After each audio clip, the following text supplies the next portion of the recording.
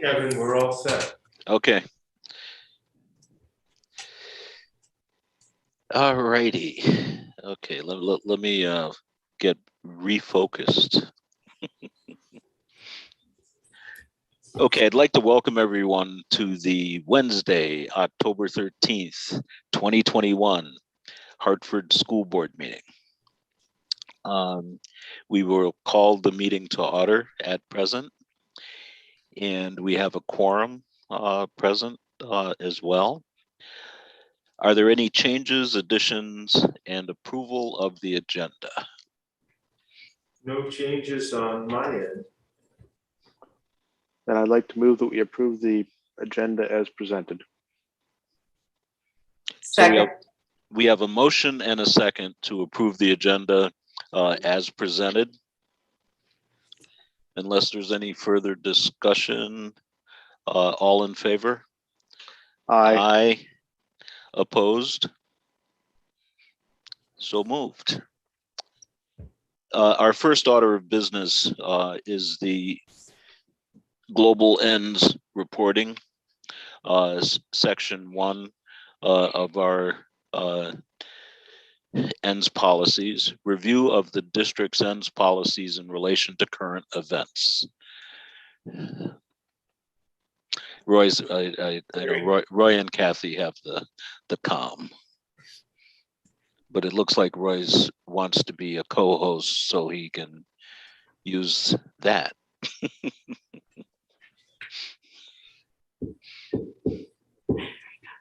Okay.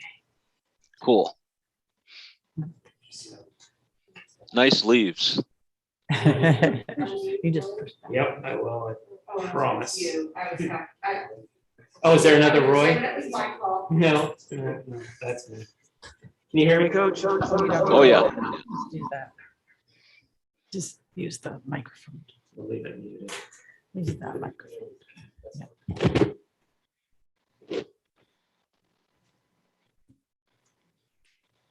So for our ends time, what we're going to focus on is creating presentations for you folks that will outline how we're utilizing the braided funds that we've talked about throughout our process, where we tie in local funds, title funds, and ESSER funds, and then an attempt to support our students.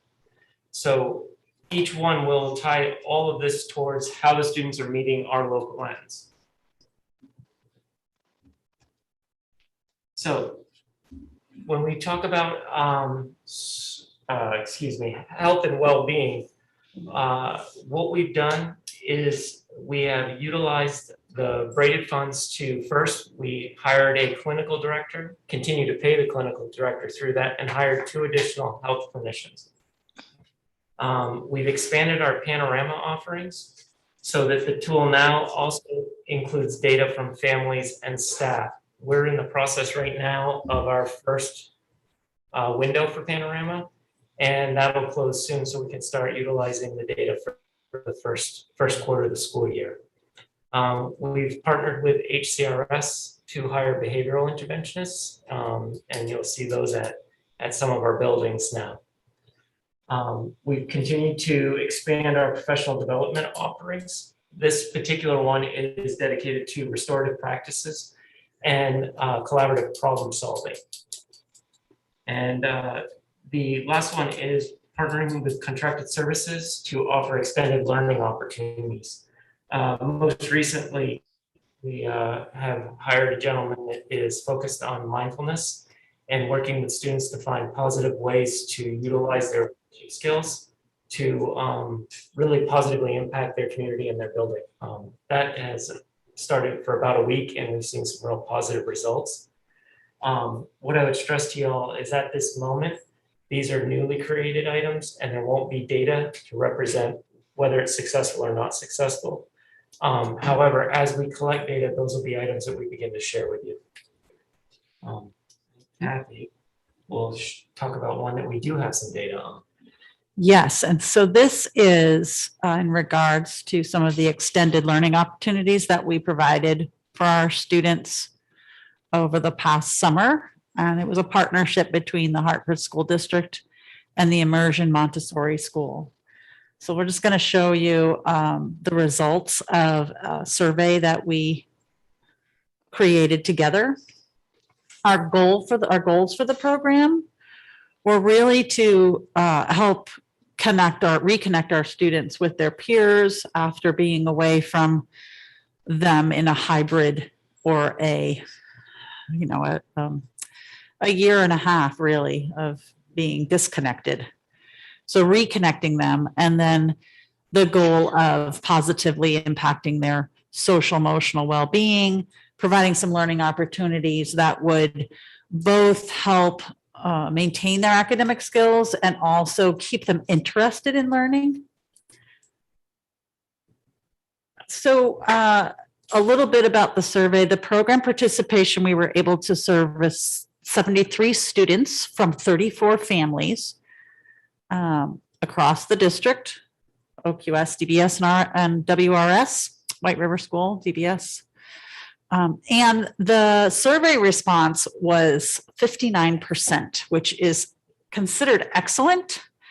When you think about surveys, generally the typical rate of a response is between 5% and 30%, and we got 59%. So we're pretty excited about that. We asked families to rate their experience with the summer program. The rating was from 1 being very unsatisfied to 5 being very satisfied. So you'll see the charts here.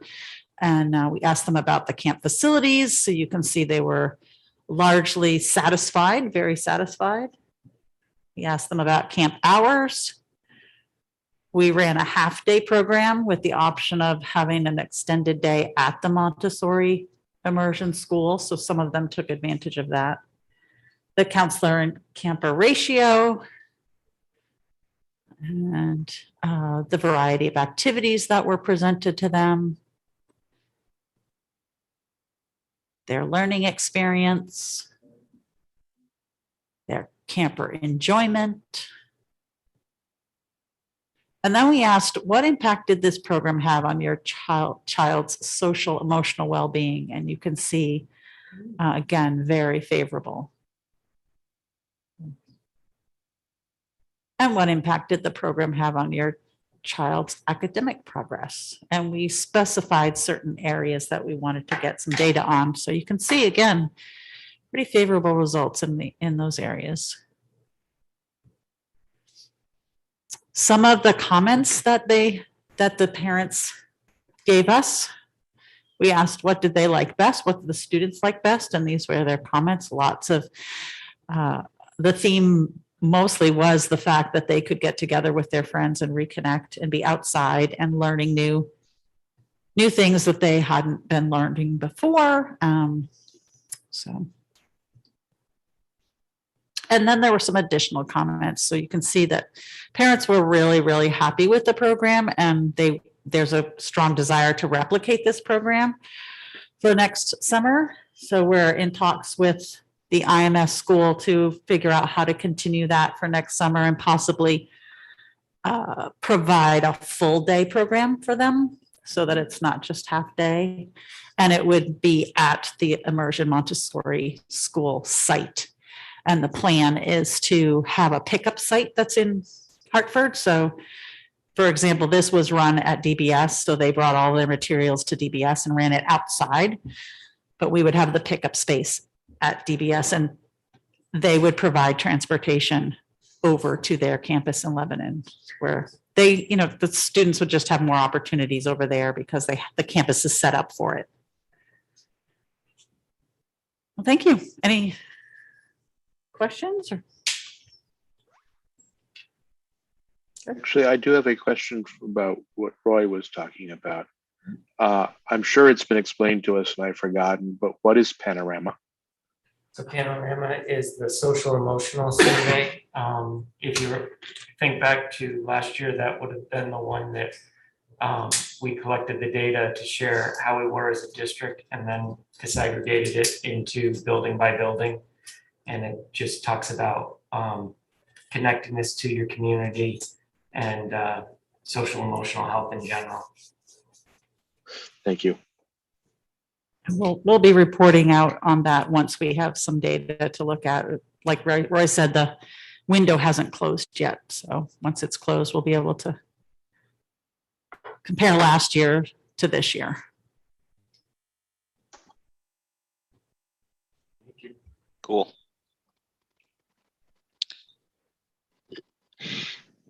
Thank you for that. As we continue, like through the school year, it'll be interesting to see the effects, because we do have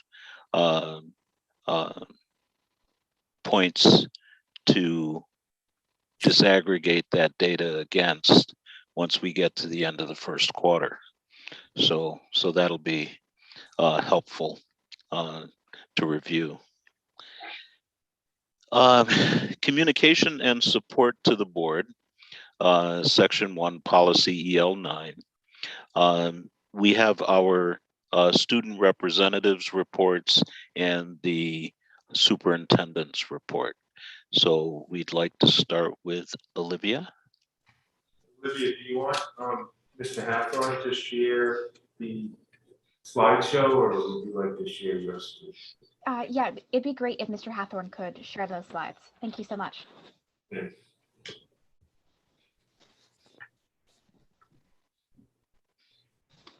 Unfortunately, Sydney Stillman, the other student representative, is not able to be here tonight, so I'll be covering the report for both of us. And we are reporting to every school board meeting that we're attending and just covering some of the things that we're noticing in the school. So first of all, talking a little bit about student life. At Hartford High School, there's a lot of involvement in advocacy, especially among the athletic communities. So there is a student who is organizing a mental health awareness group called Hope Happens Here at Hartford High School. And she put together a student section blue out at the homecoming varsity football game. So that meant that all of the students in the student section at this varsity football game were wearing all blue to support mental health awareness and mental health in athletes. Another point of advocacy was on September 30th, which was the girls varsity soccer pink game, which was in honor of Breast Cancer Awareness Month. Some other things that are happening in our school community is that a dance studio has recently been added to the performing arts department. There have been frequent announcements about Hispanic Heritage Month, and school administration has been making a point to support Hispanic Heritage Month and encourage us to learn more. But students are feeling very hopeful as COVID cases are going down. And there is a really strong sense of community in the school when it comes to mask wearing, reminding others, but also just coming together as a greater Hartford community to show support in times of hardship and to show support for other schools and different groups of people in our community. On to the next slide. There are a couple different topics of interest, both to Sydney and I as representatives, but also the greater Hartford High School community. So on the slightly more administration and student representative side, we are working on creating student surveys. So these are going to be very specific monthly to bi-monthly surveys that we're sending out. And each of these will focus on a very specific theme. And these themes will be based on the priorities of the Hartford High School administration in collaboration with Sydney and I. Survey fatigue is a massive concern of ours, and we want to make sure that we are collecting information on the thoughts and the feelings of students that we might not otherwise be able to reach, but also too, we don't want to overwhelm them. And then a big topic of interest for the student body of Hartford High School is equity. We recently hired an equity coordinator, Ms. Maggie Ibrahim, and she has been frequently visiting Hartford High School because she's being invited into classes by students. Students are wanting to talk with her, learn more, and make sure our community is the most equitable and safest place it can be. Students are also starting to engage back in clubs again. And so many of these are starting back up for the first time since our COVID hiatus. And we're all very excited to have these back. But there is still a lot of confusion about certain parts of our schedule. And so the students have been trying to band together with certain teachers to create things to fill certain block 5 times or other free time so that students are making the most out of their experiences here. Going on to the next slide. There are a couple areas that I would like to recognize the Hartford School Board and the Hartford School District and really appreciate some of the work that they're doing. So the first of which is I really want to say thank you for the investment in equity that we have in our community. Ms. Ibrahim has been an incredibly useful resource to a lot of teachers and especially students. And so it's really great that there's such a supportive community here who is willing to allow those conversations to happen and actively encourages them. And then I would also like to say a huge thank you for all of the support of student athletes that the Hartford School District is prioritizing themselves on. There have recently been several incidents of inappropriate spectator behavior at Hartford games, the most recent of which gained a lot of national and local attention. But it is very, very reassuring to know that the Hartford High School Administration, Athletic Leadership Council, Athletic Department, and also specifically the athletic director, Mr. Marino, have all stepped in, incredibly responsive, and worked with the students to make sure they know that they are safe and appreciated on and off the sports field, the playing field, and making sure that they know that they're supported, listened to, and a crucial part of our community and deserve to feel safe. Thank you.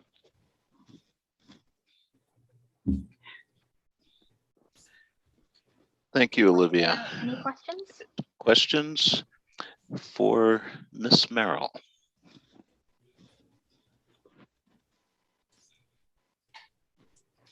Okay. Thank you. Thank you. Actually, I needed to unmute. Oh. Sorry. So you mentioned the incidents with fan behavior at the schools. At some point, I'd appreciate it if the administration was to report out what, if any, resolution there has been of those issues. Several years ago, we spent a lot of time putting together a policy on fan behavior. And I'd like to make sure that we are actually following our policies in this area.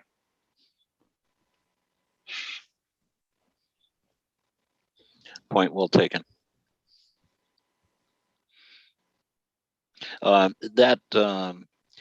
We might be able to block out a part of the time.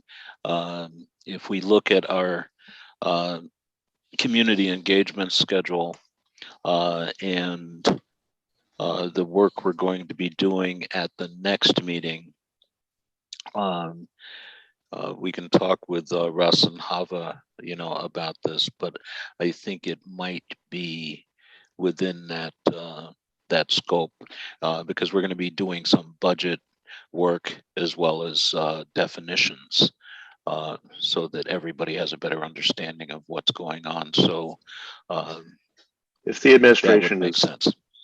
If the administration has actually had a chance by then to come to some kind of resolution or have something to report, I think that would be great. I don't want to put pressure on them if they haven't yet been able to resolve it, to artificially come and talk to us, but well, it should be able to be updated. Okay. Because as actively involved as Tom and his team, have been, and then what's going on at the state level as well, it would probably not be a bad idea to have that conversation because it's going to be ongoing. But we can talk about that when we, during the presentation. Thank you, Coach. I was going to cover part of that in my report tonight. Okay, great. Oh, okay, cool. Phase Didn't one. want to rush you. Hey. No. Phase one, Peter. Wonderful. Topic of concern, so Yeah. I'm ready to tell you where I'm at. Thanks. So, Tom, you have the floor. Well, I might as well do that first. Yes, there was an incident at the soccer game last Thursday night. The girls played Fairhaven, at Fairhaven. And during the game, evidently one of the girls was being heckled by the opposing team's fan section, and ended up walking off the field shortly after halftime, very upset, and reported to a coach what had occurred. And the coach initially put someone else in, and then had a second thought about it and said, you know, this behavior really isn't okay, and took the team off the field and headed home. That action caused obviously a lot of concern from the officials and from the other team and the fan section. And the very next day, we launched an investigation with our players, and Fairhaven launched an investigation with their team and their fans. And basically, we're still in the midst of it. I've talked to my counterpart several times in Fairhaven, and the principals have discussed it. Their administration is investigating, and we're working on when their administration has some time with our coach and some of our players to get to the bottom of it, so they can take some action. It is a part of a bigger issue. There's been issues between Winooski and Enosburg with racial overtones. The incident with our soccer team was very sexualized, or allegedly very sexualized, and we're really concerned about that. So several organizations at the state level are involved, and we're meeting Friday with superintendents for the 6 districts that have had incidents like this, and we have another discussion next week to focus on fan behavior in general, because it isn't okay and it isn't good. Some of the things that are being said, and trying to overall look at improving spectators' behavior at games.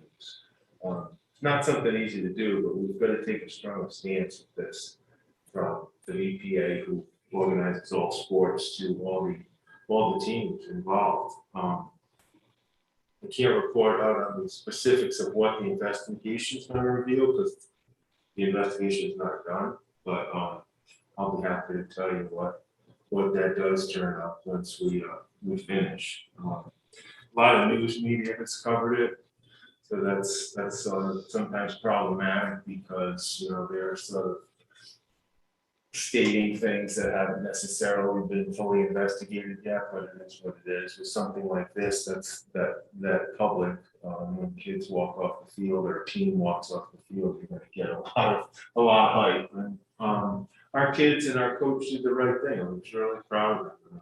I'm really supportive of them, and working with the superintendent and administration of Fairhaven to make sure they take a strong stance and strong action to correct any poor behavior on their part. But they feel they need to finish their investigation before they can come up with any sort of conclusion. And we would expect the same on our side if that was the case, but it can't be tolerated. So I'll get to the bottom of it, and I'll report back to the board as soon as I know what is going to be done. But again, I stand behind our girls and our coach, and I think they were took great action, took strong action, and I'm super proud of them. And I think the community and the board should be too. We'll see what Fairhaven decides they're going to do. So that's pretty much it on that topic right now. A couple other big things. COVID continues to dominate the topics in the school, unfortunately. I think we've done really well. We've changed a lot of protocols so that when there is a positive case, it's not impacting as many students. We were supposed to begin surveillance testing this week, but the current research and the current advice from medical associations is that the amount of effort that goes into surveillance testing really doesn't result in a good response or strong response. It's quarantining a lot of kids who aren't positive, haven't been exposed long enough to be positive, and it's keeping them out of school for longer than they really need to be out, 10, 14 days. So the state and our nurses and myself have decided to sort of pull back on the surveillance testing. And we want to do one of the new options, which is take-home PCR tests. So if a student is labeled as a close contact, we'll be providing a test that the parent can do at home, send in the sample themselves and get the results, and we'll be able to tell if the kid can come back with it sooner than the current contact tracing quarantine. So that's the avenue we're going down and switching gears. And there are some other options the state has laid out, but we just don't have enough detail here to figure out if that's the way we want to go. We will be doing take-home PCR tests. I sent out a note so that we get back to all families. Big concern for administration and budgeting right now is the weighting study that's going on at the state level. We're probably going to talk about that a little in our next engagement meeting, just to let the public know what weighting means, what it is, and if the state decides to change it, how that might impact Hartford. It's huge concern, probably the biggest thing right now on the docket for this year, because it's the way that the state funds us for the students that we have in school. So each age group, disability group, homeless, poverty, special ed, they're all weighted. The students are weighted at different weights, which gives us more or less funding depending on what their weighting is. So that could have a big impact on our revenue stream from the state. Everyone pretty much across the state is very, very concerned about this. Been a topic at a lot of state level meetings in the past couple of weeks. So we're going to keep our eye on that. And Coach and I thought it'd be a good idea to talk a little bit about what weighting is. So when the topic comes out about changes, you know what the impact could be. So that's a ongoing concern. As Olivia said, our equity work continues. Several faculty and student groups around the district. Very exciting work's going on in that area. Really happy about it. In the next couple of weeks, actually, the administrators will be having informal get-togethers over dinner to talk about equity and how they can further the equity discussion in their schools and with their faculty and staff. So kind of an interesting side sort of approach to also enrich their understanding of the topic and the work. I'm excited about that. Probably Dr. Gannon will be leading those discussions a couple times in the next month or so. What else? I guess one of the big things I wanted to talk about is a little recognition for our board chair. And hopefully I don't embarrass him, but Kevin Coach Christie last weekend was honored a very prestigious award in the state of Vermont, the Curtis Clough Award. And it's a big deal. And I'm humbled just to work with him and know that he received this award. It honors the state legislator Curtis and the former Governor Clough. And it encapsulates to me who Kevin really is. And it's all about service to others, and being caring and kind and tolerant of everyone. I just think he's an excellent recipient of that award. And I just want to make sure the community knows that he received that. Well, kudos to our leader. Bravo. If you get a chance to watch the video, it's really powerful. That's my thank you. It's a humbling experience. It's you don't expect those things, you just, you do the work, you get up, take one step at a time and hope that it's a good step. But we're very fortunate to have colleagues and friends and educators in our district that make our work easier. And it's on your back that award, comes. So I share that, with you all. So thank you very much for your support. So let's continue. In the governance part of the meeting, or section 4, we have a guest this afternoon. I should say this evening. The executive director of CATV to explain some of the nuances, of our virtual work. Because it looks like we may be still doing this back and forth for a while. So it's just important for us to be able to work through some of these things, especially, when we're looking at some of the interactive activities like our community engagement work, which is really critical to what we're doing. Good evening. Amanda Davidson is the executive director of CATV, and we're so excited to have her hurry up tonight. I'm glad she was here because she could help out with our beginning of the meeting technical difficulties. But Samantha's been a lot of fun to work with. She just started 6 months. Just about, yeah. And, Yeah. She's, as you know, CATV is hosted in the Tech Center, the JCTC.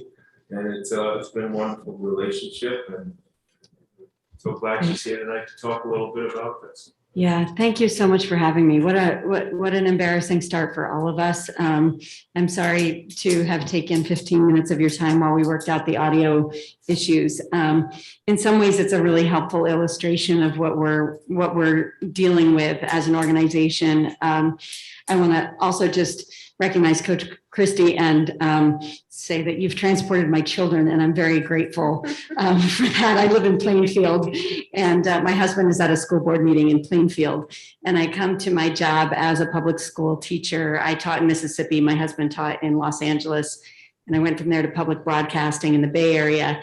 And so the intersection of education and media is where my life career path has always been. But this has brought really new challenges. I came in the spring. It was a time of incredible change in the world and in media, and certainly in the way that we do public meetings. And we've had some staff changes. So we're an organization with 2 full-time people, 2 part-time administration, and then we have a growing team of field producers who are working really hard to come up to speed.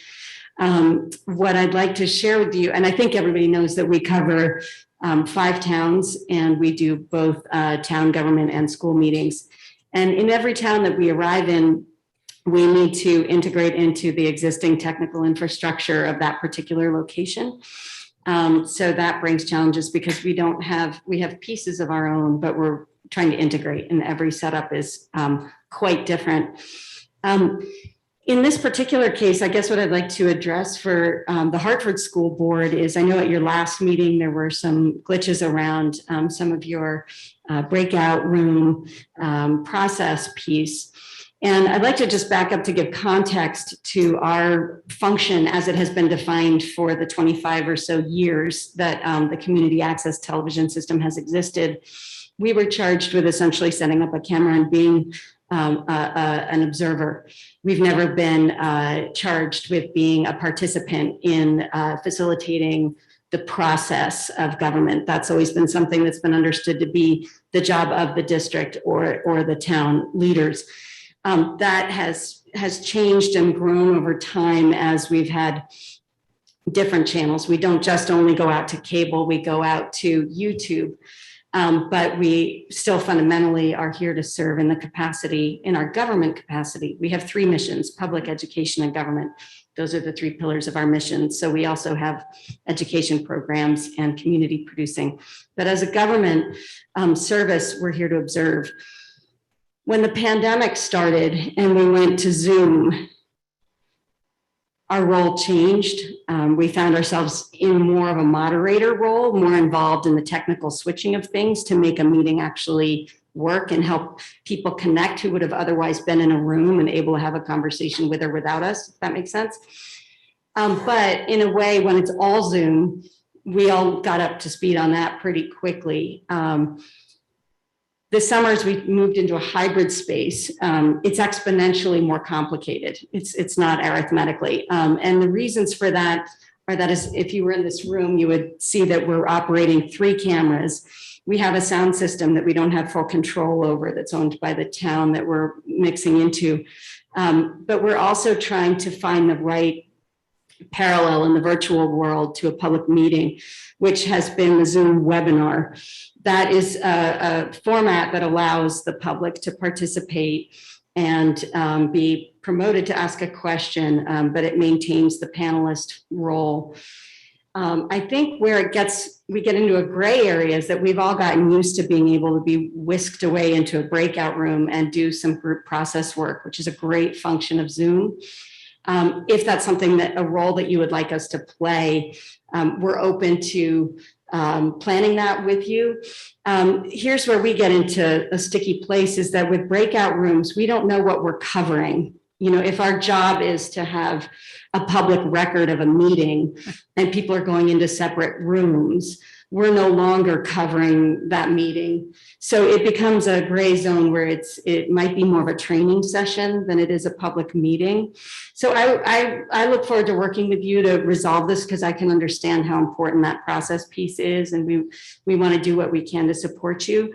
We are struggling in the sense that tonight, for example, we have 4 different meetings going on in Lebanon, Hanover, Norwich, and Hartford. So we're stretched very thin, and my senior producer and technical director is in his car making loops because each setup is a little bit different. So I do really appreciate your patience with us as we continue to adapt and evolve in this space. And I would just like to also say that as an educator, first and foremost myself, I believe it's a part of our mission to be giving workforce training to people who are making careers in media. So we're doing, since your last meeting, we've had 2 extensive producer trainings, and we're trying to send people out in teams to be learning. So I appreciate your patience, and I welcome you to contact me. I am in the HACTC. We are so happy to be a part of the Hartford School District. It's been a wonderful home for us, a great teaching and learning environment. And I would like to answer any questions if there are any. Otherwise, I don't want to take up any more of your time this evening. Thank you. Thank you so much, Samantha. Thanks for explaining too. I mean, after the last meeting, I was pretty concerned at some of the things I heard, and then Samantha and I sat down and we were able to discuss it, and I was like, aha, this makes total sense. What is she supposed to be filming? Which breakout session should then record? The executive session is another problem. So we got some things we've got to work out. And I'm sorry, Tom, I forgot there's one other technical thing. I don't want to get in the weeds too much and bog you down, but a webinar does not have a breakout room function. It just does. It's not built into that. So you have to be in a Zoom meeting, which it can be, but that's a setting that we have to go in and change for that, go out of a webinar format, which, as you know, makes anybody who's a participant an equal participant, which might be great for your training purposes, but it just shifts it from a public meeting format. So I think if I were to ask anything, it would just, if there is a training component and we know that in advance what your hopes and goals are, that's tremendously helpful. A little more detailed than the agenda, which we always do look at ahead of time. And now that I know some of the technicalities in the background, I can work it better. So now I understand. We want to do a full Zoom meeting with breakouts. We'll start that way. You know, whereas, you know, going from one to the other is a little difficult in a live meeting. It's a little wonky, but you know, it's also, if the board's operating a board function in any part, then you really need to be limiting the public, you know, comment part of that. They're not just panelists. So I understand. So one of the other pieces of this, and why don't Peter, why don't you Yes.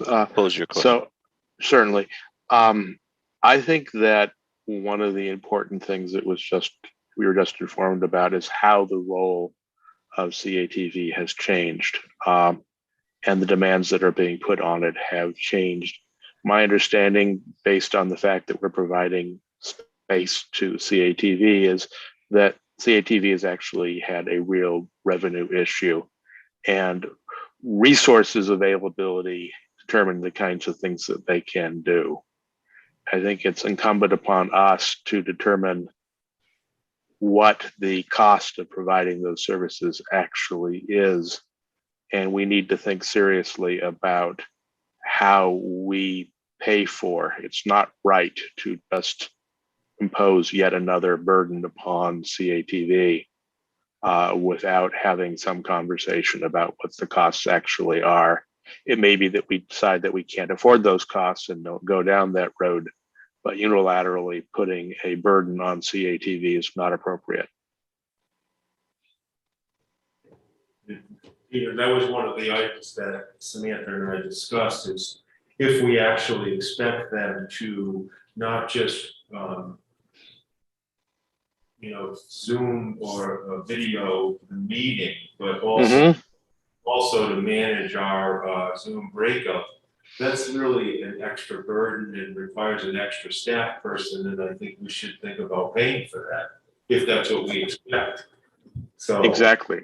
We need to have that discussion, and it may be we decide we don't go in that direction, though I actually think there have been significant advantages of our forced interaction with the public in this new way, that perhaps there were lessons there to be learned, but at the same time, it's a recipe for disaster to change the parameters of what you're asking people without adjusting the resources available to do it. Exactly. So what I'm going to suggest, we do is continue this conversation, as far as the adaptability. One of the things we know from our past history of doing trainings is we want them to be as interactive as possible. Some board members might recall when we were actually doing the ends policies, and we had trainings that went on at the Bugby Center. The community was actually fully engaged in those trainings with us. They were in those breakout groups that we were doing. So that was in person. We're doing this virtually. So if community members chose to be part of this endeavor, why wouldn't we? It just enhances, the work, that we're all trying to achieve. So I think as we continue the conversation, the board does have a budget line, for professional development. If we're going to continue in that as we continue in that direction, I think Peter's point is well taken, that we have that discussion with Samantha and her team, as to, how we might be able to remunerate some of that additional task. So that would be my thinking as we move forward. Coach, Yes. I would like to bring up a point that I didn't even think about till this presentation.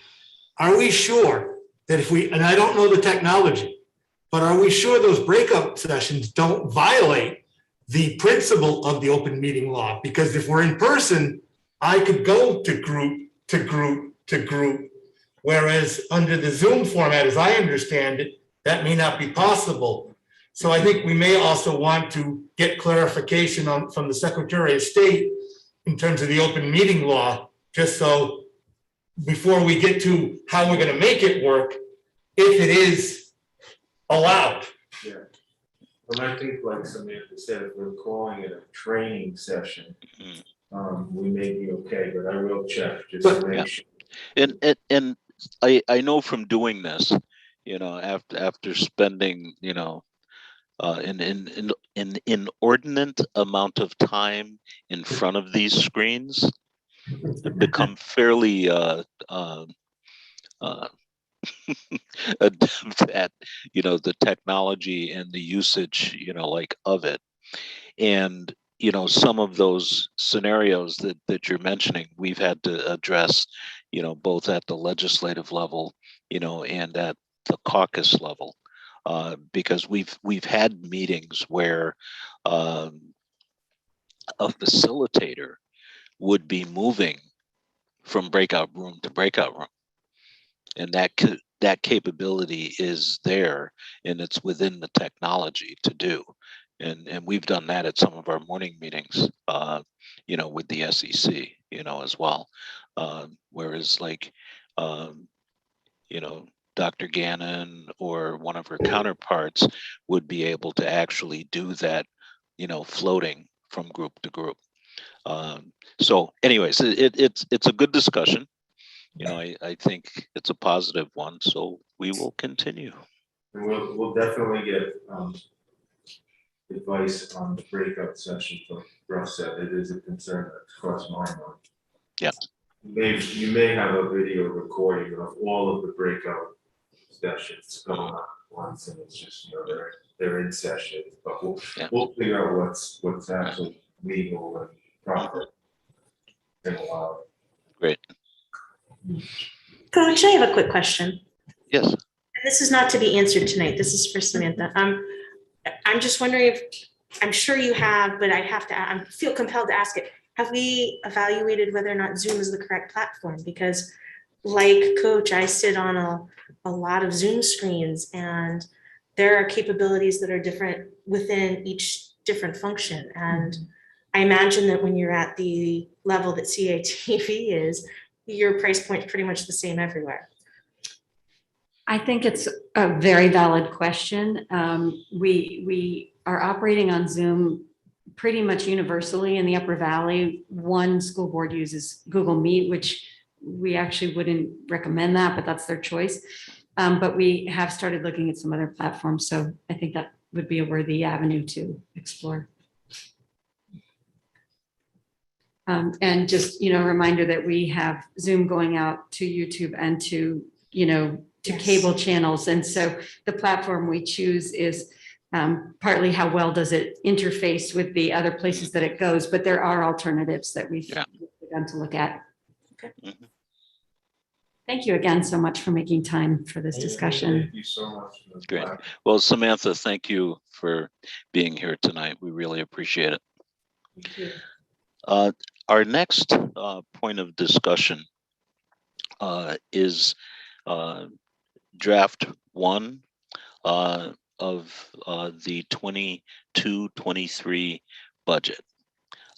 And there are a number of materials that have been shared over the past few days, updating the first presentation.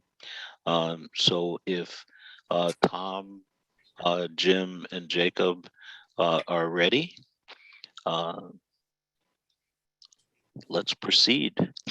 Can we allow Jacob Lazina screen share? And while that's getting set up, I'll just do a little intro. Like we do every year, we do several drafts of the budget, and in this draft, I like to think of it as the preliminary sort of lay of the land. First glimpse for the board and the public as to what we're dealing with the budget for the next school year. And so we try not to put lots of new items in. We're putting basically this year transposed onto next year's costs. So next year's salary increases, a guesstimate of what next year's insurance will be. Kind of all things the same, staffing the same, relatively the same as it is this year. So you kind of get an idea of how much it's going up without any new plans and new staff and programs and facility upgrades or anything like that. Before we start shopping. But, okay, Jake. All right, so this is the sheet. Hold on.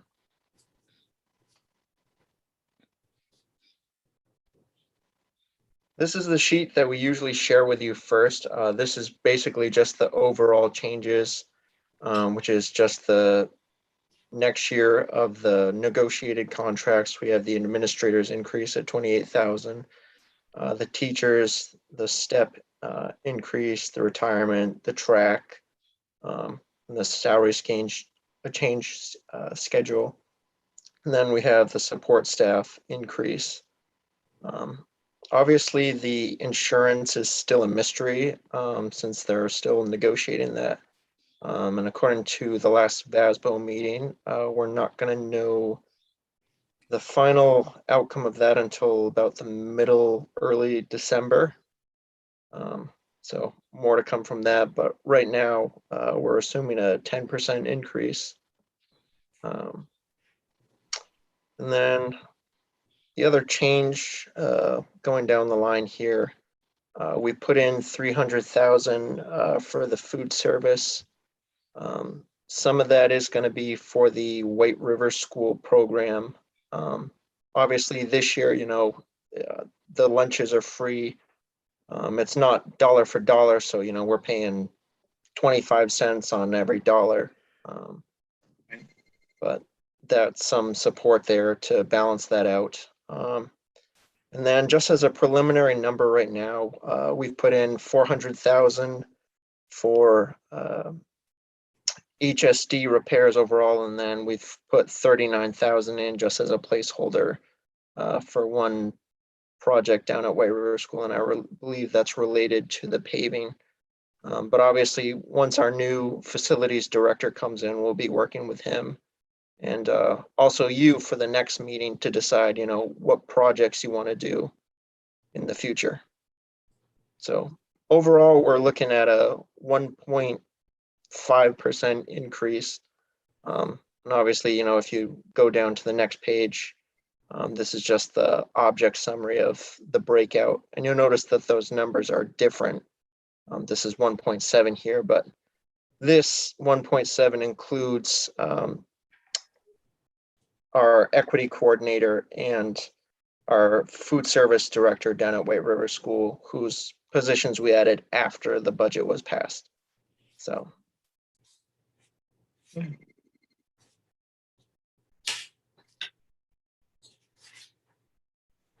I'll just want to add additionally, we're in the negotiating process for our transportation contract. So that has not been locked in at this time. The other thing I just will mention to you, and keep your fingers crossed, but oil, how high will oil go?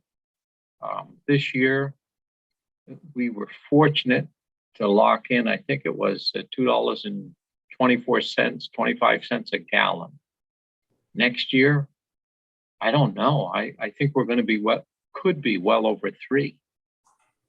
And just a concern.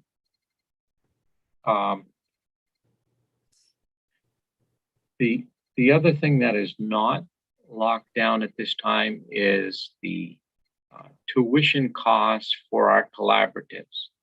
And again, we pay as much as any other sending district. So we've not finalized on those budgets as yet.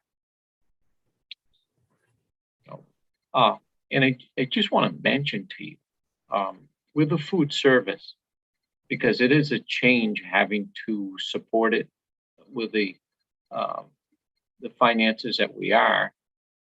Last year was disastrous in that food service was not in the cafeteria. It was in the classrooms. Now, you're limited, very limited on hot meals, limited on what you can send out reasonably to the classrooms. And I think we lost substantial participation in our food service program. We went out to bid, and again, there was no win for us in bidding this out. We had 2 contractors that bid, and as it stands now, we we, as Jacob alluded to, I mean, we're subsidizing each meal that's served to the district, probably chipping in about 70 cents a meal. So that's where we're at, not comfortably, but we're trying to feed kids. And I'm sure, as some of you have heard, food services all over the country are having a difficult time. It used to be that you'd have a mom that would come in and work the morning, and you know, she'd do it for $7 an hour, and everybody was happy. That's gone. That's not anymore. And again, now it's a substantial increase in what we're having to pay for staff at our food service. Overall, I think the board and the community just need to be aware of the intense pressure that the schools, and I'm assuming the town will probably be under too, with my role with the schools, to keep costs stable. I think every single aspect of what we do is being impacted by the world economy, the country, the situation we're in, supply line, the cost of labor, the lack of labor, transportation costs, the lack of transportation.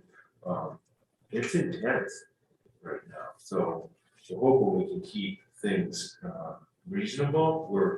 I think we're a little better off than some parts of the country, but we're not immune to it. It's really crazy right now. As far as the costs and everything's doubling, tripling, and you can't even get it at the higher prices. So the rough time. We're going to do the best we can to keep it under wraps and keep the services out for the kid. Peter? Yes, Jim or Jacob, when you talk about the increase in the specific cost of repairs, I know that's just sort of an estimate at the moment. Right. It appears to be a very large number in comparison to last year's spend. But I noticed that last year's spend of about $60,000 is minuscule compared to the previous year of almost 1.1 million. Is the amount that we're talking about just closer to the norm, or is it a significant aberration? Well, with last year's budget, when we were talking about things looked considerably worse than what they actually turned out to be. And that was one area that we really scaled back on easily. Obviously, the expenses haven't disappeared, and we've been managing it as best we can. But with next year's budget, we know that there are considerably larger projects that we just can't avoid. 2 roofs come to mind. Yeah. Exactly.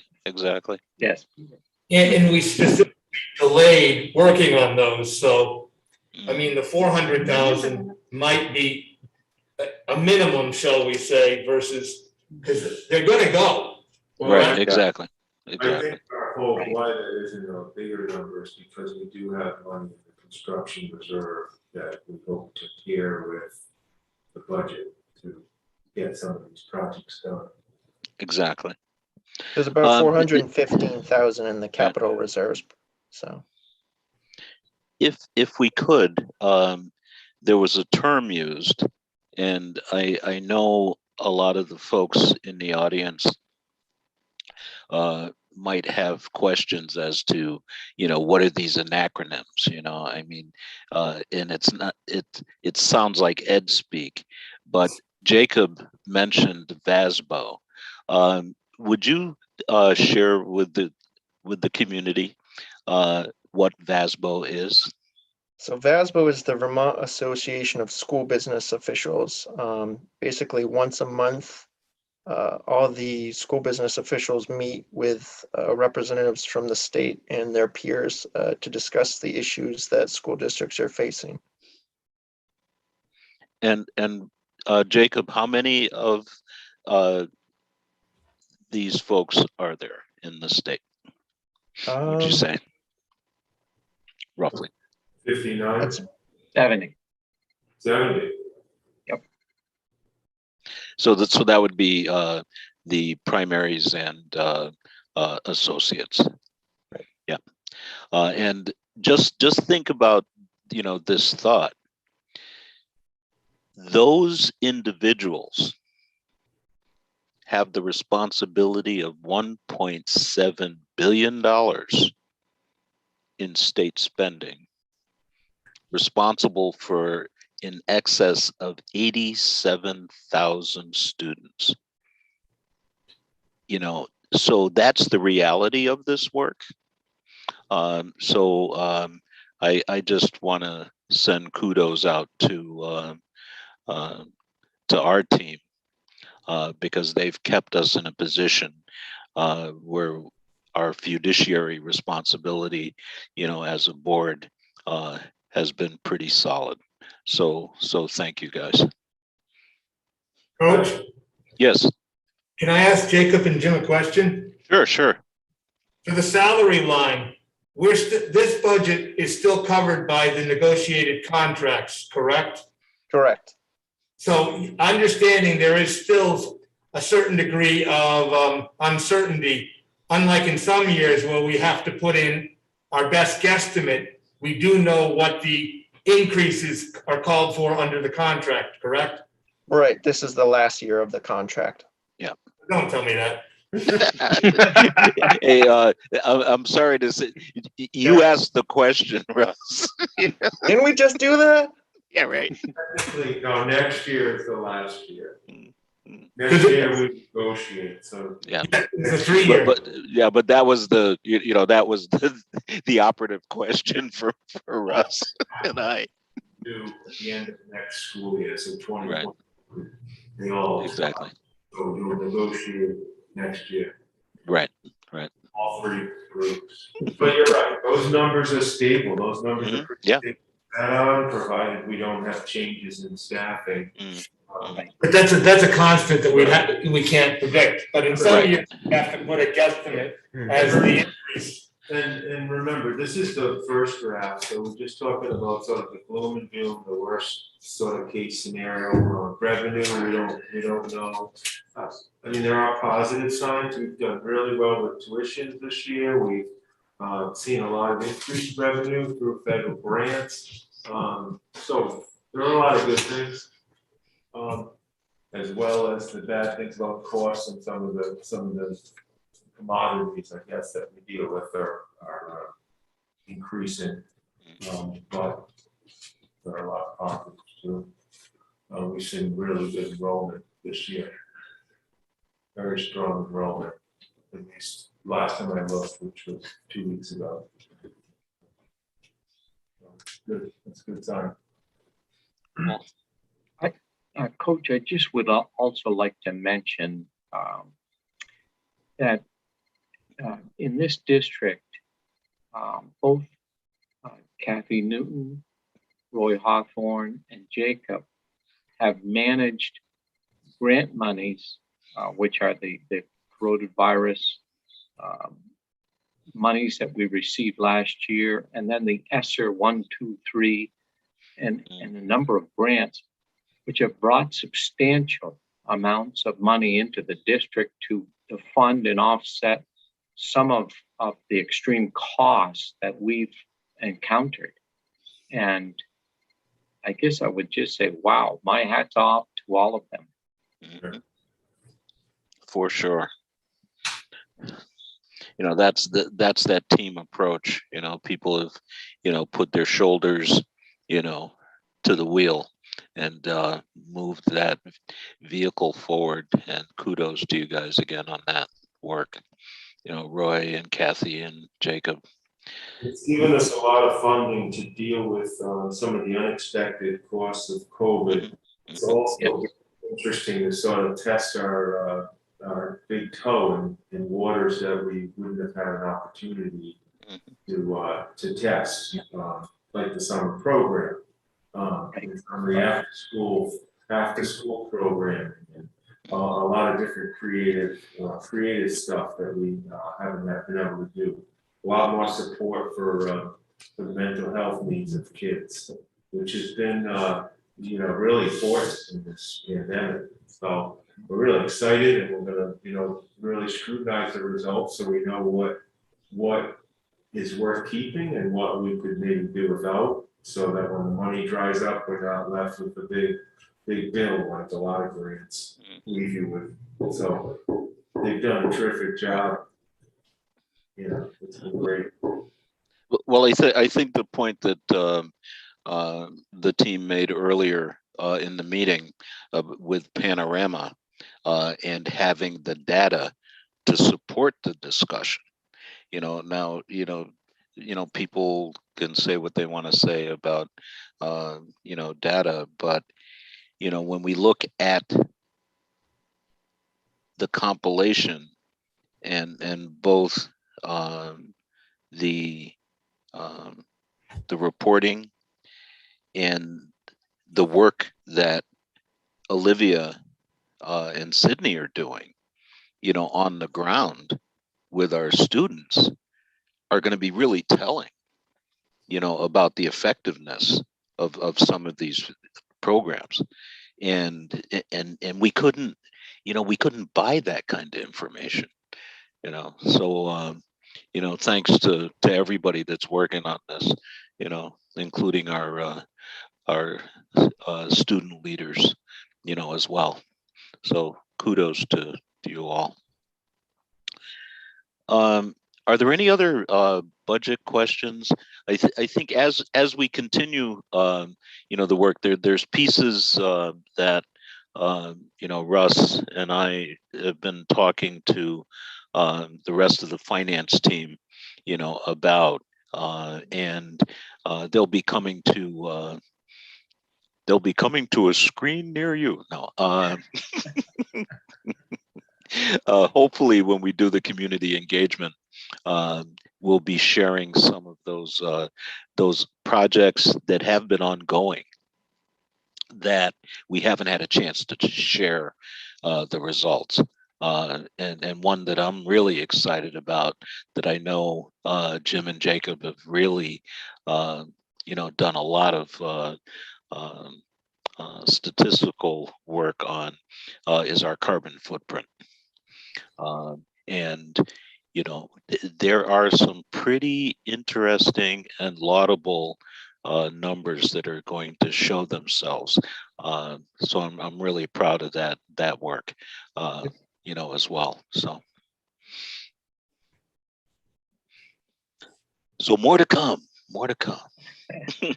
Coach, since you're asking about questions, I just want to make a quick note of the fact that I can see on the screen from here, we have something in our Q&A. And typically when I'm on Zoom, I try and monitor that for the group, but I can't because I'm here in person today. So we might want to have somebody just check and see if the Q&A has any questions about budget. Are we taking questions from the public yet? I believe that one was from Coach asking to get in at the very beginning. So I think we've answered it. Yeah, right. It was actually from me asking to get in, but yes, we've answered it. I think it was board members, like hanging out in that unique space, All right. So that brings us to the Kristen Street property. The administration has some thoughts they'd like to share with the board, for uses, of our property on Christian Street. So Yeah. Tom? Yeah, I'm so excited to talk about this finally. It's been sort of years in the process of thinking about what to do with this piece of property. It was something that was, and I'm sure there's a lot of people in the community, maybe even some listening, and maybe the coach knows better than me, but it was basically deeded to the school district years ago in lieu of taxes, well before my tenure. And it's a piece of property, I think it's about 14 on Christian Street, right about where those, the power lines go over the road. And it's a beautiful piece of land. It's basically, you can see the picture on the screen. I put it in the board members packet. The beginning is open field, and then it's wooded going down into a wetland. And at one time it was slated, was talked about building a school on that property, but then it was deemed not really the best piece of property for school because of the high tension long building and how to situate a school on that property. And so it's been left vacant for a long time. And it's been talked about among administrators and some school staff that know it exists. A couple of times it was discussed selling it for residential build, but at this point it seems to have shifted. I mean, as they say, they're not making more land, and the high school, middle school has a lot of programs that kids are much more active and much more involved outside with outdoor activities, outdoor learning. Farming, agriculture type of activities. The White River School has very little property for their students to engage in outdoor learning and maybe even some outdoor science work. So we've been thinking about how we could better use this piece of property if the board and the community were supportive of it for outdoor learning. We're working on a plan to discuss with the board at a later date. But at this point, for this tonight's meeting, what I wanted to propose is that we utilize our HACTC Natural Resources Program to very clearly identify the four corners that you can see on this map. So find the four corners. Right now, we pay a gentleman in town to mow it periodically to keep that front clear and for that not to turn into forest. Just because that's the way it's always been. We'd like to let the natural resources students get their tractor experience and pay that, mow that for us instead of paying someone to do it. And from time to time, Natural Resources does some competitions with other tech centers around the state where they do soil tests and they do soil samples. And we'd love the board's permission to use this property for some of that sort of small work. They don't have a lot of available land around here. Our former teacher, we have a new teacher this year who isn't from our community, doesn't have all the friends and connections that our former teacher did for 39 years, 40 years. So we're trying to help him out. And this piece of property is very close. It's a very close proximity to the tech center, to the White River School. So we like to start using it in small ways. And even with our grand plan, which we'd like to begin to work on, we see it as an outdoor education center. So maybe cross-country ski trails, cross-country running trails, some outdoor adventure coursework, maybe some science experiment areas, but areas for the kids to be able to use to learn from the environment and keep it sort of a community asset instead of developing it. There's so little land left in the area. So that's what we've been thinking about right now. We're not ready to roll out a full elaborate plan, but we'd like to start to use it for natural resources to kind of get their feet wet, figuratively and literally, with finding the corners and doing some soil tests and some tractor work, the mowing, haying. And I certainly didn't want to do that without the board's sort of blessing. And any questions that people have.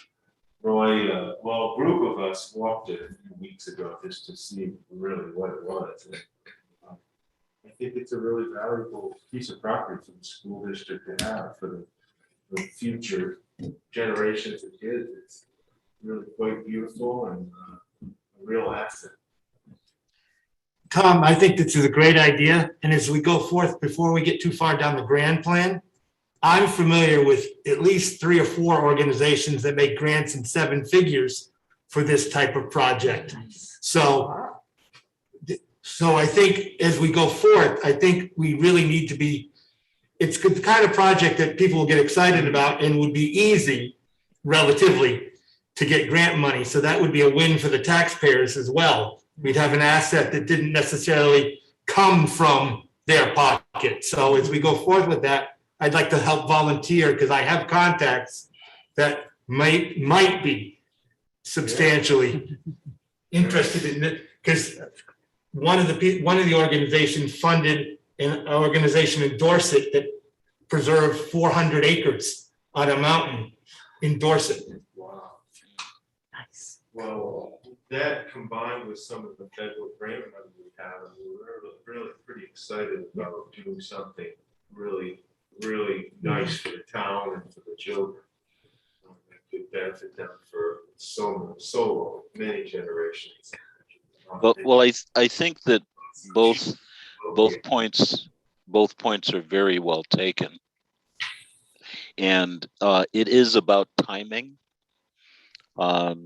And what's interesting is a lot of people are in I'll call it a negative space when they have discussions about COVID and the effect it's had on kids and blah, blah, blah. But yet we have an opportunity to make a very positive impact on what we've learned to date. You know, we learned that by having our kids outdoors as much as possible, you know, look at the programs and projects at Dothanbrook. Look at the programs and projects at Ottaquiche. Look at what we're doing at the middle school and the high school.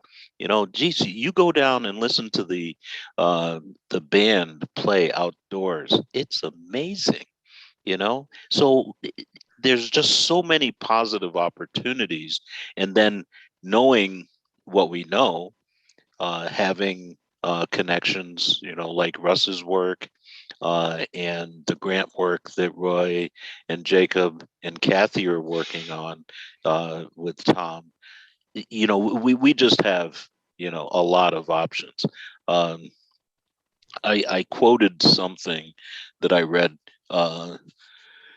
you know, just a couple of weeks ago, and okay, I'm going to get a little hokey on you. It's only one line, so it isn't a whole paragraph, but it's by Congressman John Lewis, and it says, "Little by little, day by day, what's meant for you will find its way." And I'm a firm believer that hey, you know, we have a certain amount of luck, you know, and it's influenced by work as well. So we will continue our discussions. We see the project as a really nice way to partner with the community. Yes. Both the community, I mean, obviously we want to use it for the students and their learning, but it's also a community asset. Oh yeah. There wouldn't be much reason not to let anybody in the community use it the way it's intended. So I think it's super valuable to us, and it's such a great location, centrally located, not too far from the main campus of the high school and middle school and the White River School, which, like I said, we sort of always feel bad that they don't have the property that the Dothanbrook School or the Ottaquiche School has. So to be able to be within a mile or two of their campus and have a bus, which would be too costly to get kids up there and enjoy that open space and do some science experiments or some agricultural learning and work, would be a really great thing for, like I said, generations to come. For sure. The diversity of the environment with the pasture, the forest, and the wetlands just makes you instantly start thinking of research you could do in climate change and species lost and all sorts of different kinds of very original and important research that actually is real science and not just made up exercises for the purpose of teaching a technique or something. Exactly. So You this know, sounds like an extraordinary, Yeah. neat idea.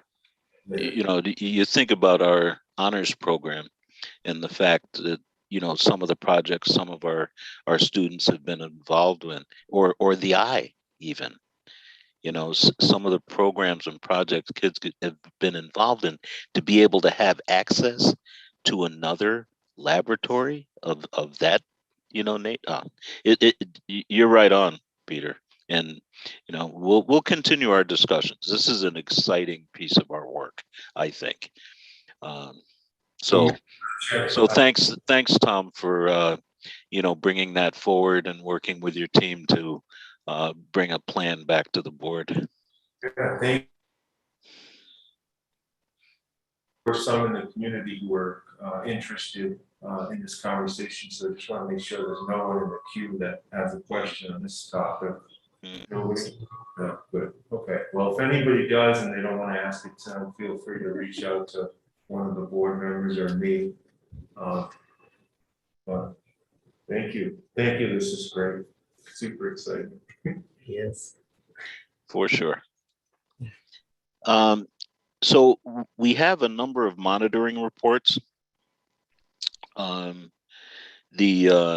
EL4, you know, financial conditions and activities, the BSR4 delegation to the superintendent, and GP9 governance investment. I think that in addition to some of these, the work that Halva and Russ will be engaging us all in at the community engagement meeting would be a good time to further detail some of these reports. Because when we look at, you know, investments, you know, like, you know, what is the status of our bonds? You know, why would we make decisions to use the budget versus using a bond? What are the bond rates like? You know, what effect does the, let's say, low interest money have on some of the projects we might want to do? Those are parts of the discussion that Russ and Hava will be leading us through, along with Tom and Roy and Jacob and Kathy and Jim. Hold on, yes.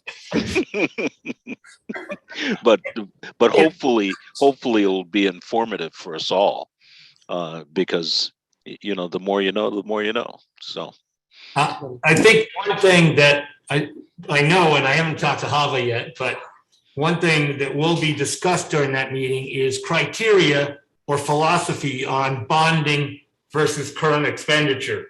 Because exactly. I've been on record saying that I'm concerned that if we focus purely on using the annual budget, we're sacrificing some for today's students to benefit future students.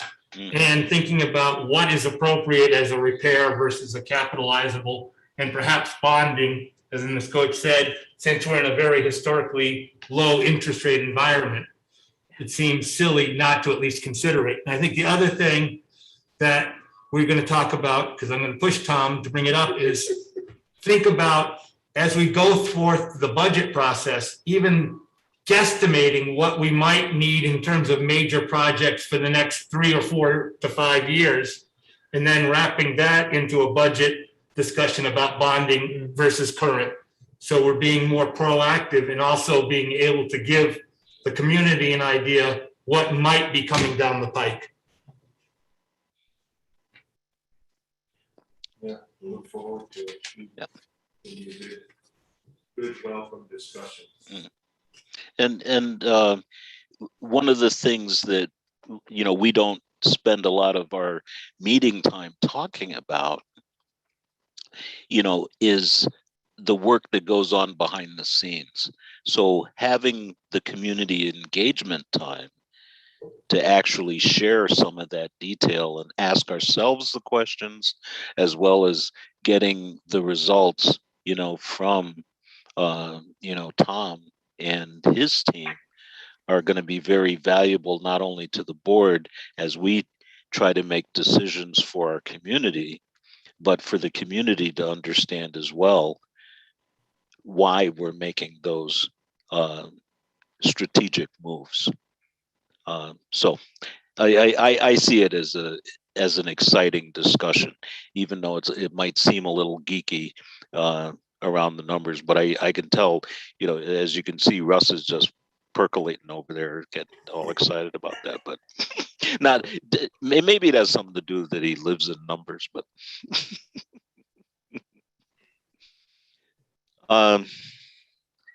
okay, I guess we're actually are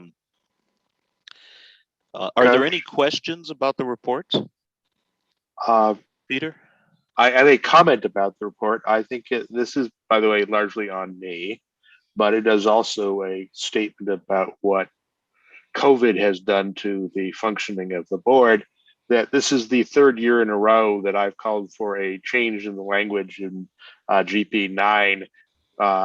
And we have yet to get around to it, despite the fact that everybody's agreed, yeah, it's the right thing to do.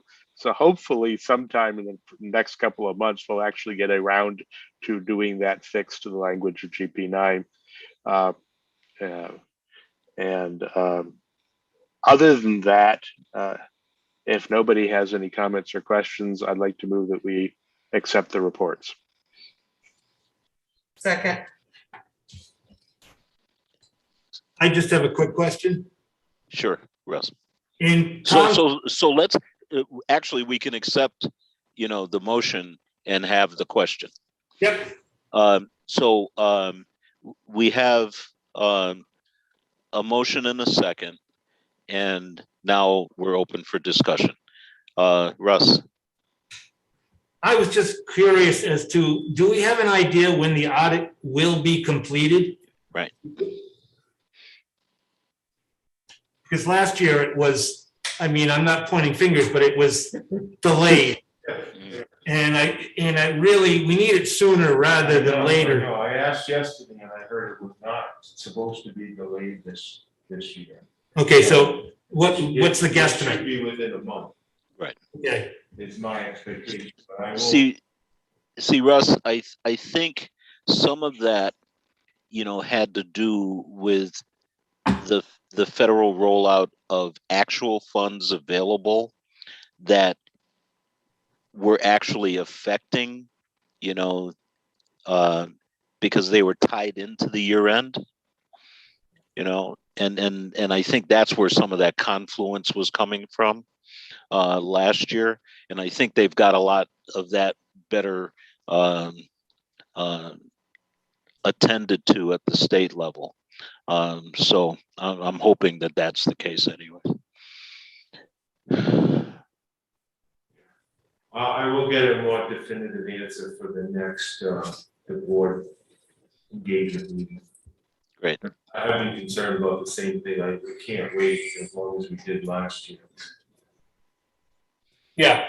And I understand last year was a special case, but also having done that type of work, this is their busy season. So Right. what is it? The expression, the squeaky wheel gets greased or whatever. Yeah. So if we put a little friendly pressure on it, can't hurt.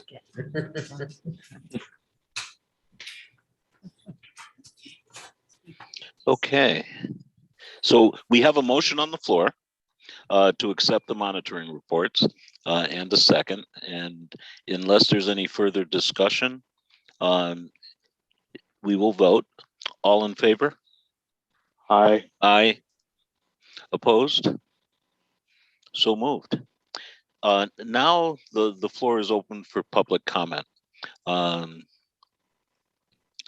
Folks, in the audience or board members that would like to comment, concern, suggestions.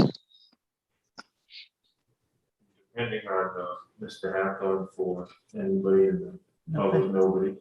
All right, so I do have, before today's meeting, Nancy and I were talking, and she shared, I know, and she shared that she had been receiving postcards from the NEA regarding the negotiations Lots about of health them. insurance. Lots of them. And they were addressed to her as a board member, and I was just curious, because I kind of felt left out since I hadn't gotten any.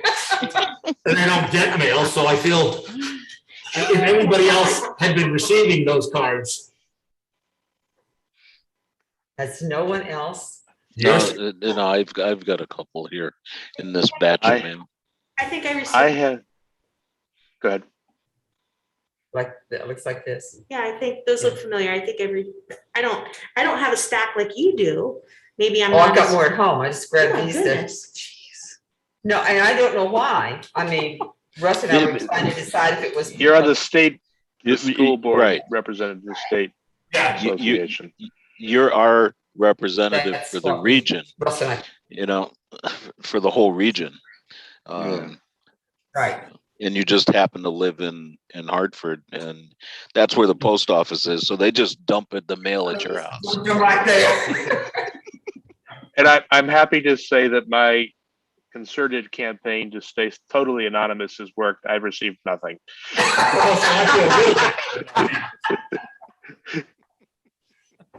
That's good. Oh, geez, that is too funny. Okay. I think, I was really excited that there was a reach out and from a community member, a past board member, had asked about the Kristen Street item. And I just shared a quick overview with him that please come to the meeting, because I think he'd find it really exciting what the district is proposing. So I'm hoping that if he's not here, he has an opportunity to view the discussion, because as a past board member, he can see the value, so I'll just put that out there. Okay. Number 6, board professional development. Section 4, policy GP9. I guess Hava and Russ. You also have the VSBA, BSA. Right. November 5th, it's going to be virtual. Mhm.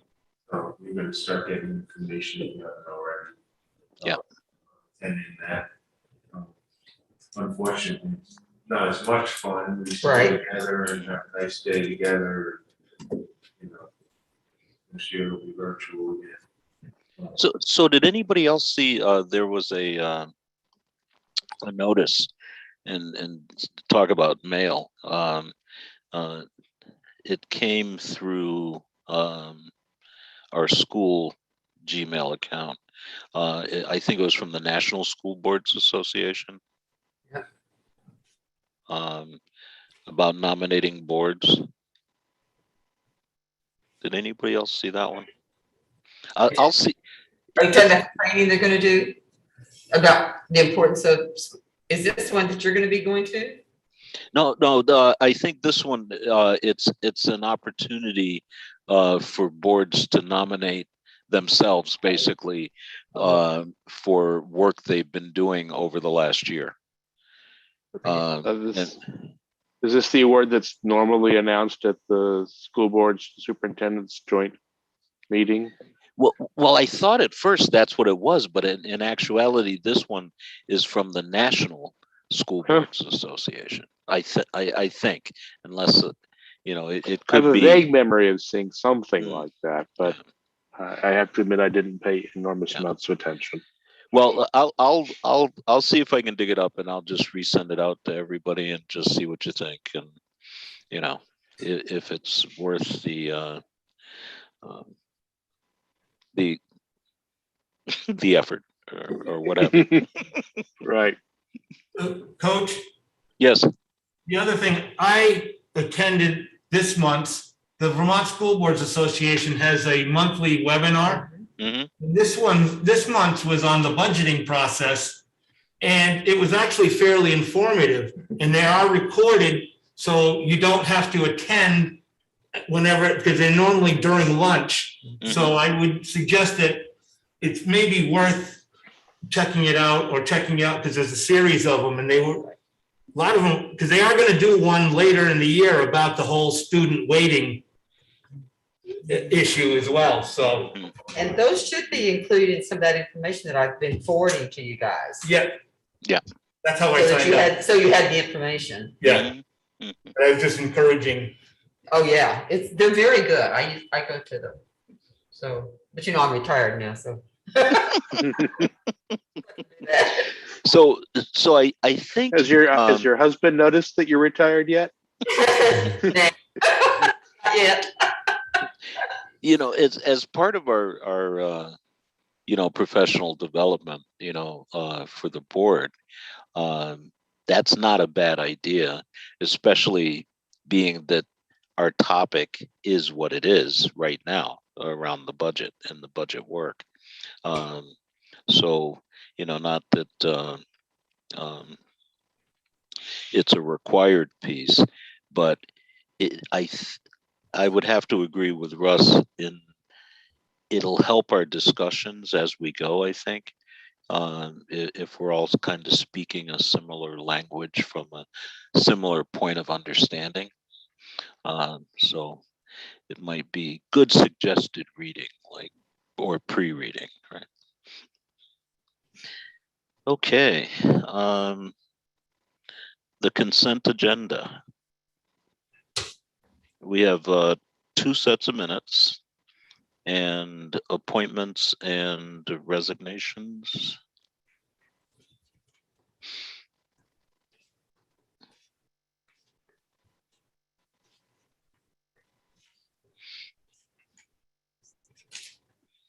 There are Are there any? no appointments or resignations. That being said, then I'd like to move that we approve the consent agenda.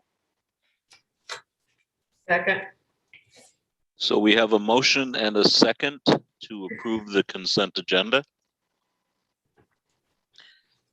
Unless there's any further discussion, all in favor? Aye. Aye. Opposed?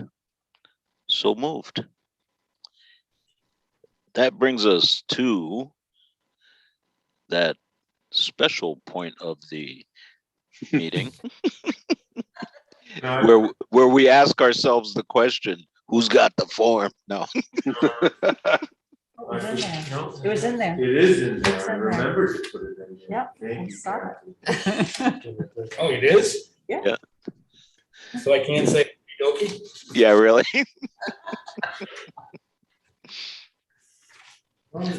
That was a preemptive question, right?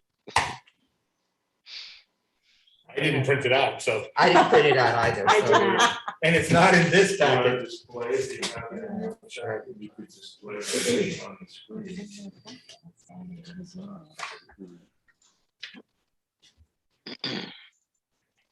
It's in today's.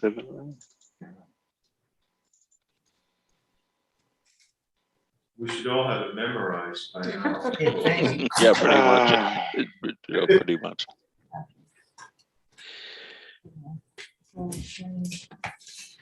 Meeting monitoring.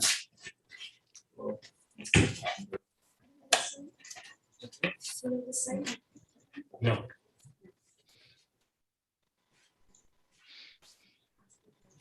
I have a big idea. As I look at Olivia's water bottle, I got my daughter one that actually it's an electronic bottle, so it lights up when she should be taking a drink. And it's a hydration tool, to ensure that she drinks a lot of water. But Want me to do it orally? no, well, what's interesting is, it's Bluetooth, so she can set, her cycle. Does she want to have, drinks every 45 minutes or an hour or what have you? And it actually sends a little, soft light, from the base of the bottle. It's pretty interesting. All right. I've dug up a copy of the meeting monitoring questionnaire if you'd like me to go through it. Fantastic, Mr. Merrill. All right. So the board was prepared for the meeting. Satisfactory. The board's time was spent on ends, not means. Satisfactory. Each board member was given the opportunity to participate. Once we got in, satisfactory. Board treated all persons with courtesy and fairness. Satisfactory. Board adhered to Robert's Rules of Orders as was necessary. Satisfactory. Board adhered to its adopted governance style in that it emphasized outward vision, it encouraged diversity in viewpoints, it exercised strategic leadership, not administrative detail, it maintained the distinction between board and staff roles, it used collective decision-making, and it looked to the future. Satisfactory. And with that, I move that we adjourn. Second. So we have a motion on the floor. It's one of those non-debatable motions. So all in favor for adjourning our meeting, say aye. Aye. Aye. Opposed? So moved. Roy, could I connect with you right after, just 2-3 minutes? Could you call me on my cell when you get? Great, thanks. Good night, Coach. Okay, everybody have a great rest of your evening.